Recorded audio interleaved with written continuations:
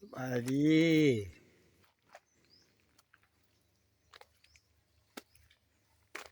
มื้อนี้มาแขกมาเที่ยววัดผู้เจ้าประสักเฮากำลังขึ้นมาฮอดเด้อพี่น้องเด้อนี่ฮอดขึ้นถึงสุดแต่นี่วัดผู้หินนี่แขกกินคนเดียวมารอบบ่ายโมง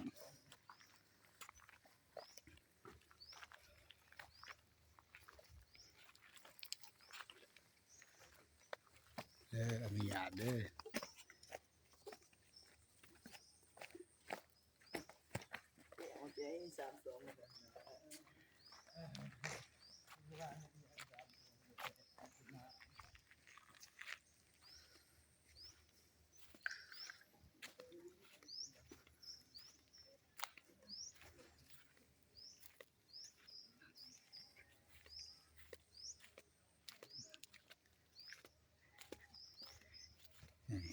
อยู่ถึง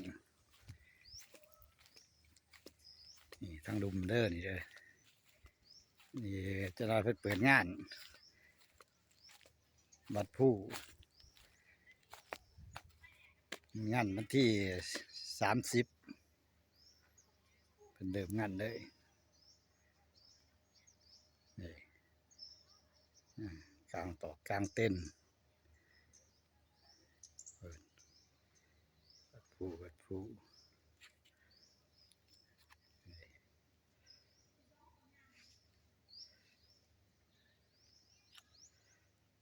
แดดฮ้อน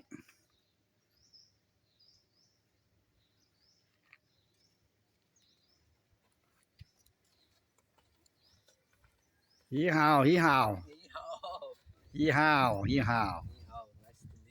โอ้วิสเตอร์เธออย่าเธออาเธอคนละคนเลยเอาเลย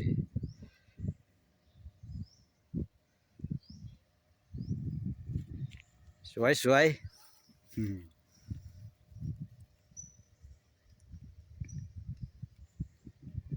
บรรยากาศร่มแน่ห่อนแน่ทั้งร่มทั้งห่อนกูจะประสักนี่ร้านหิน喂，兄弟，就这个护照什么时候能搞啊？签证啊？哪个国家？就柬埔寨，我刚不是付费用了吗？我中午的时候啊。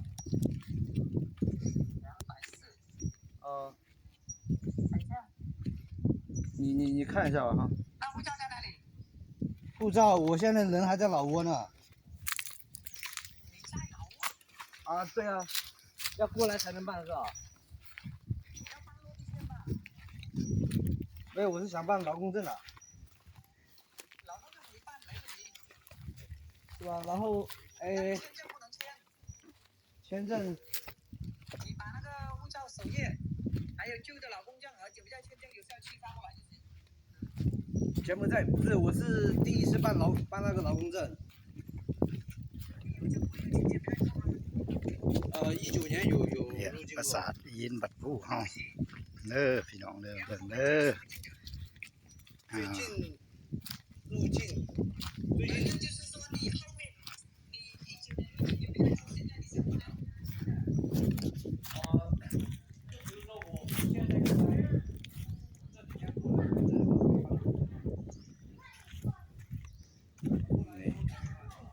ก็จะขายหมากเบ่งบูซ่า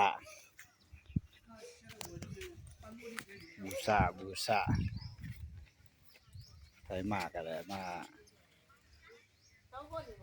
บูซ่าเป็นมาหอดมาถึง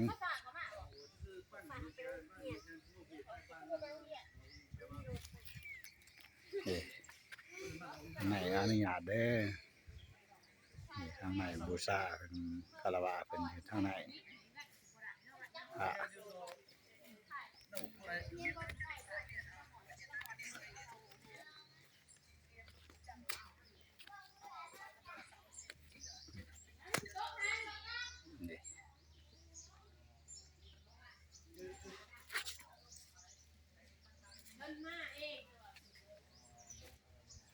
อ่ะข้างนอกตัวนี้ข้างนอกเด้อ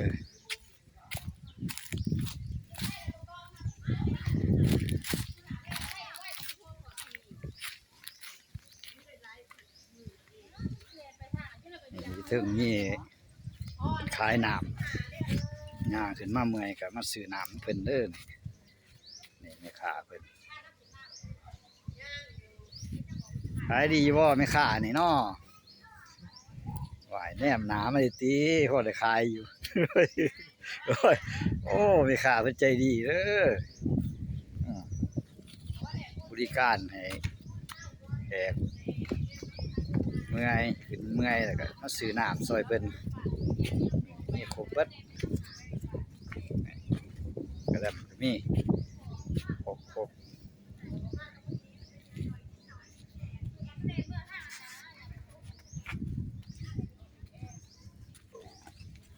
ขาลงแขกจะกำลังสิเดินลงแล้ว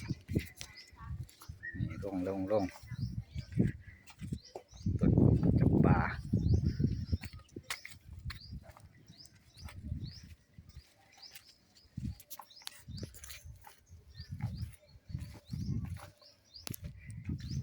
าจำปา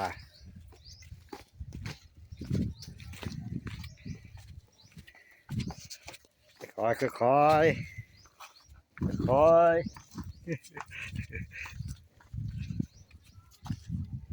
เอ้ยโอ้เย้โอ้hello Hello. ดีฮาว Ni hao. ดีฮาว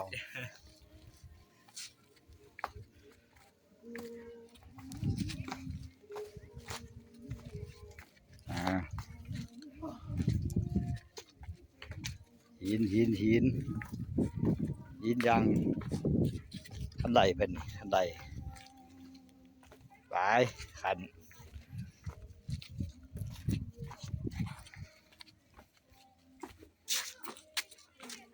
สมนี่เด้อพี่น้องเด้อมาถ่ายทำให้สาวต่างประเทศภายในต่างประเทศเบิ่งเด้ออย่าลืมกดติดตามส่องออฟโฮเทลยินลาว